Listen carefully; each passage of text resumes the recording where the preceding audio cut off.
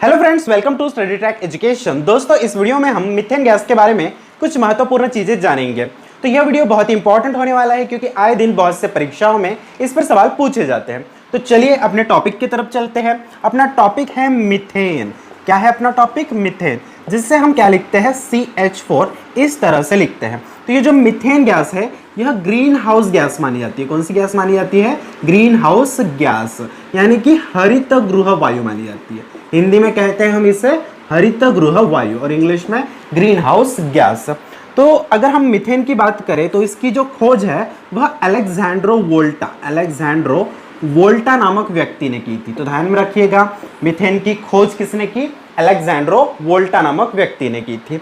अब मीथेन की बात करें तो ये किस प्रकार का कंपाउंड माना जाता है? तो यह सैचुरेटेड हाइड्रोकार्बन्स, जो सैचुरेटेड हाइड्रोकार्बन्स होते हैं, कौन से हाइड्रोकार्बन्स? सैचुरेटेड हाइड्रोकार्बन्स, इनके अल्केन समूह का, जो अल्केन ग्रुप माना जाता है ना सैचुरेटेड हाइड्रोकार्बन में, उस अल्केन ग्रुप का यह फर्स्ट मेंबर होता है। अल्केन ग्रुप का यह फर्स्ट मेंबर होता है। तो ध्यान में रखिएगा, सैचुरेटेड हाइड्रोकार्बन्स में जो अल्केन ग्रुप होता है उस अल्केन ग्रुप का फर्स्ट मेंबर कौन माना जाता है? CH4, यानी कि मीथेन माना जाता है। अब इसकी प्रॉपर्टीज क्या होंगी? हमें इसके प्रॉपर्टीज भी पढ़ना है क्योंकि इस पर भी सवाल पूछे जाते हैं।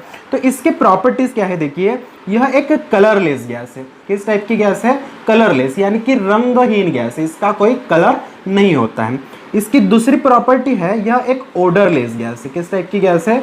ओडरलेस, यानी कि गंधहीन कह सकते हैं हम इसे, अर्थात इसकी कोई स्मेल नहीं होती है। ओडरलेस मतलब कोई स्मेल नहीं होती। इसकी तीसरी प्रॉपर्टी है, यह एक फ्लेमेबल गैस है। यह एक फ्लेमेबल का मतलब होता है ज्वलनशील गैस है। कैसी गैस है? ज्वलनशील, अर्थात आग पकड़ने वाली गैस है। अर्थात कैसी गैस है? आग पकड़ने वाली गैस है। तो आपको इसके बारे में क्या क्या ध्यान में रखना है कि यह एक ग्रीन हाउस गैस यानी कि हरित गृह वायु है। इसकी खोज अलेक्जेंड्रो वोल्टा ने की और यह सैचुरेटेड हाइड्रोकार्बन्स के अल्केन समूह का फर्स्ट मेंबर माना जाता है। इसकी प्रॉपर्टीज क्या है? यह एक कलरलेस गैस है, यह एक ओडरलेस गैस है और यह एक फ्लेमेबल अर्थात ज्वलनशील गैस मानी गई है। अब इसे कुछ दो नामों से जाना जाता है। इसका पहला नाम जो है वो है मार्श गैस। क्या नाम है पहला नाम? Marsh gas. इसका फर्स्ट नेम है मार्श गैस।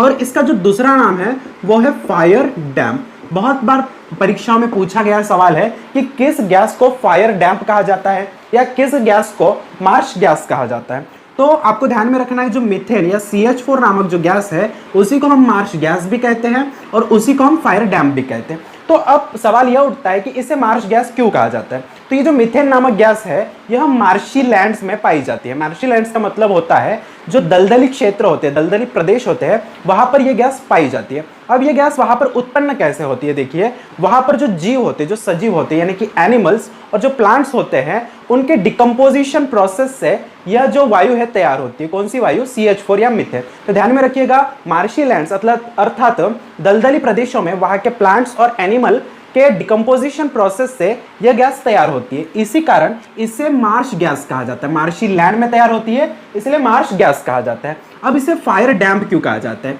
क्योंकि यह कोयले के खदानों में पाई जाती है और फ्लेमेबल यानी कि ज्वलनशील होने के कारण वहां पर कभी कभी आग पकड़ लेती है और बड़ा विस्फोट होने के लिए यह जिम्मेदार होती है वायु। इसी कारण इसे हम क्या कहते हैं? फायर डैम्प भी कहते हैं। तो ध्यान में रखिएगा, मार्श गैस क्यों कहा जाता है? क्योंकि मार्शी लैंड्स में पाई जाती है, वहां के प्लांट्स और एनिमल के डिकम्पोजिशन प्रोसेस से यह तैयार होती है। और इसे फायर डैम्प क्यों कहा जाता है? क्योंकि कोयले के खदानों में कभी कभी विस्फोट होने के लिए, फायर लगने के लिए, आग लगने के लिए यह वायु जिम्मेदार होती है। इसी कारण इसे हम क्या कहते हैं? फायर डैम्प भी कहते हैं। तो इस तरह से आपको ये सारी चीजें ध्यान में रखनी है मीथेन के बारे में कि वह ग्रीन हाउस गैस है, अलेक्जेंड्रो वोल्टा ने उसकी खोज की, अल्केन समूह का फर्स्ट मेंबर भी मानी जाती है, कलरलेस गैस है, ओडरलेस गैस है और ज्वलनशील गैस है।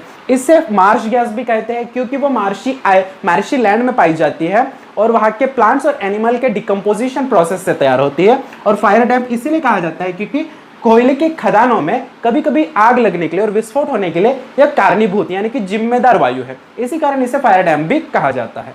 तो दोस्तों, अब हमें यह भी पता होना चाहिए कि मीथेन वायु कहाँ कहाँ पाई जाती है। तो पहला स्थान जहां वो पाई जाती है वो है दलदली क्षेत्र। कौन से क्षेत्र? दलदली क्षेत्र। अभी हमने पढ़ा था कि दलदली क्षेत्रों में प्लांट्स और एनिमल के डिकम्पोजिशन प्रोसेस से वह वायु तैयार होती है। दूसरी स्थान है कोयले के खदान। दूसरा स्थान कौन सा है? कोयले के खदान। इन कोयले के खदानों में विस्फोट होने के लिए यही वायु जिम्मेदार होती है। तीसरा स्थान है मंगल ग्रह का वायुमंडल। मंगल ग्रह का जो वायुमंडल है, जो एटमॉस्फेयर है मंगल ग्रह का, वहां पर भी मीथेन वायु पाया जाता है। फिर चौथा स्थान कौन सा है कि जो धान होते हैं, धान अर्थात जो चावल के खेत होते हैं, वहां से ये वायु एमिट की जाती है, ये वायु क्या की जाती है, उत्सर्जित की जाती है। तो ध्यान में रखिए, धान या चावल के खेतों से यह वायु उत्सर्जित की जाती है। और पांचवा स्थान होता है जो पागुर करने वाले जीव होते हैं, जो पागुर करने वाले जो जीव होते हैं, उनके इंटेस्टाइन में यह वायु पाया जाता है। तो पागुर करने वाले जीव कौन से होते हैं? वह जीव जो भोजन करने के बाद, भोजन निगलने के बाद उस भोजन को वापस निकाल के फिर से चबाते हैं, उन जीवों को हम क्या कहते हैं? पागुर करने वाले जीव। जैसे कि गाय और भैंस, गाय और भैंस किस टाइप के जीव होते हैं? पागुर करने वाले जीव होते हैं, अर्थात वह निगला हुआ भोजन वापस मुंह में निकालकर दोबारा से उसे चबाते हैं। तो इन पागुर करने वाले जीवों के इंटेस्टाइन में अर्थात आंतों में यह मीथेन वायु पाई जाती है। और इसके बाद आपके मन में यह सवाल होगा कि किन किन वायु के घटक के तौर पर यह वायु पाया जाता है। तो किन किन वायु में एक घटक के तौर पर यह वायु पाया जाता है, यह भी आपको पता होना चाहिए। तो ध्यान में रखिएगा, जो नेचुरल गैस होता है, इस नेचुरल गैस में 90% मीथेन होता है। ध्यान में रखिए, नेचुरल गैस में कितने परसेंट मीथेन होता है? 90% मीथेन होता है। और इसके साथ साथ जो और भी गैसेस है, जैसे कि सीएनजी है, कोल गैस है, सीएनजी, कोल गैस, बायोगैस और gobar gas, CNG, coal gas, biogas और गोबर गैस में एक घटक के तौर पर मीथेन वायु पाया जाता है। तो ध्यान में रखिएगा, मीथेन वायु कहाँ पाया जाता है? दलदली क्षेत्रों में पाया जाता है, कोयले के खदानों में पाया जाता है, मंगल ग्रह के वायुमंडल में पाया जाता है, धान या चावल के खेतों से वह उत्सर्जित किया जाता है। और पागुर करने वाले जीव जो होते हैं, उनके इंटेस्टाइन में अर्थात उनके आंतों में यह वायु पाया जाता है। और साथ ही साथ जो नेचुरल गैस होता है, उसमें 90% मीथेन होता है। इसी के साथ सीएनजी, कोल गैस, बायोगैस और गोबर गैस में भी एक घटक के तौर पर मीथेन उपस्थित होता है। तो दोस्तों, इस तरह से हमने मीथेन की महत्वपूर्ण जानकारी देख ली है।